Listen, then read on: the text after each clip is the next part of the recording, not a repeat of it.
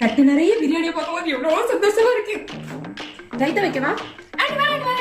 நான் பிளைன் பிரியாணி சாப்பிடுவேன். இப்படியே சாப்பிட்டுக்கிறேன். அப்போ கத்திரிக்காய் எதுவுமே வேணாம் ஆண்டி, பிரியாணி மட்டும் போதும் எனக்கு. அப்போ சிக்கன் 65 அது கூட கொடுங்க.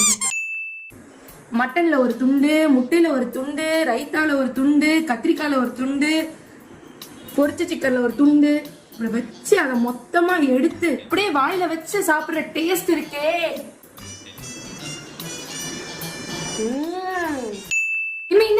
ஏன்டி உன் பீஸா எனக்கு வைக்கிற? எனக்கு அது பிடிக்காது. இதுக்கு நீ எம்டி பிரியாணியும் ஆர்டர் பண்ணிக்கலாம். அப்பதான் இந்த ஜூஸ் எல்லாம் இறங்கி சூப்பரா இருக்கும் பிரியாணி. எப்படி பிரியாணி வாங்க அதெல்லாம் இருக்குமா? ஆமா, நீ ஏன் எப்படி மட்டன் பிரியாணி வாங்குற? சிக்கன் பிரியாணி எவ்வளவு டேஸ்டா இருக்கும் தெரியுமா? மட்டன் பிரியாணி தான் டேஸ்ட். எனக்கு மட்டன் பிரியாணி தான் ரொம்ப பிடிக்கும். சிக்கன் பிரியாணி தான் நல்லா இருக்கும். மட்டன் பிரியாணி சிக்கன் பிரியாணி தான் நல்லா இருக்கும். மட்டன் பிரியாணி தான். Chicken biryani, mutton biryani, chicken biryani, mutton biryani.